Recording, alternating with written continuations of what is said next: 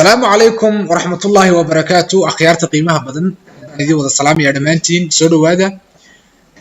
halkan waxaan idinku soo gudbin doonaa maanta 10 yar oo kooban aad u kooban oo ku saabsan sidaad mobilekaaga iyo iskugu xiri lahayd computerkaaga mararka qaarkood waxaad u baahataa inaanad labadaba wada isticmaali karin sida la ajligeed aad iska xareyso mobilekaaga oo isticmaasho kaliya ta computerkaaga adigoo u baahan mobilekaaga waa inaad isku talaashaa computerka iyo mobilekaasi mar daba aanad mobilka u soo qaadin kaliya ta uga dhex isticmaasho computerka gudihiisa hadaba application kasta oo ku jira mobilekaaga waxaad ka dhex isticmaali kartaa computerkaaga sida message-da contacts-ka photoga videoska wax kasta oo ku saabsan mobilekaaga gudihiisa kugu jira oo macluumaad ah waxaad ka isticmaali kartaa computerkaaga gudihiisa hadaba sidee waxaad soo download-gareysanaysaa program magaciisa la yiraahdo AirDraw waa installed mobilekaaga ku install gareynaysaa markaad install gareyso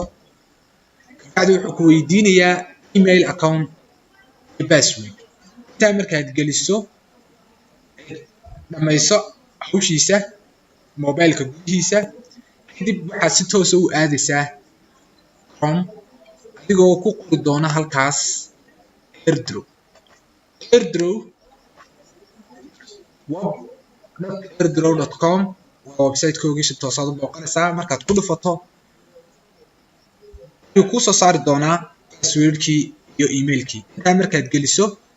si toos ah ayuu gudaha u geli doonaa sidaas yani hawshaadu kugu dhamaan doontaa waxaad ka isticmaali kartaa photogii waxaad ka isticmaali kartaa contactskii waxaad ka isticmaali kartaa message-yadii waxaad ka isticmaali kartaa videoskii all of this filekii waa kan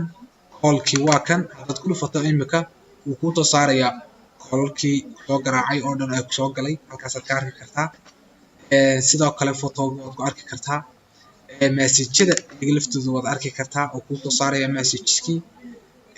ku soo galay oo dhan halkaasaad kala socon kartaa lacagtaadu way yar tahay aqoon maal muxuu ahaayey mubtaadi halkaasaad ka wada dheehan kartaa iyo cid kasta oo message ku soo dirtay والسلام عليكم ورحمة الله وبركاته بعد ما هتنتهين أخيارتا waxaan leeyahay la socda kanaalkan fadlan subscribe gare adigoo ku dhufanaya subscribe mahadsanidin aad baad mahadsantihiin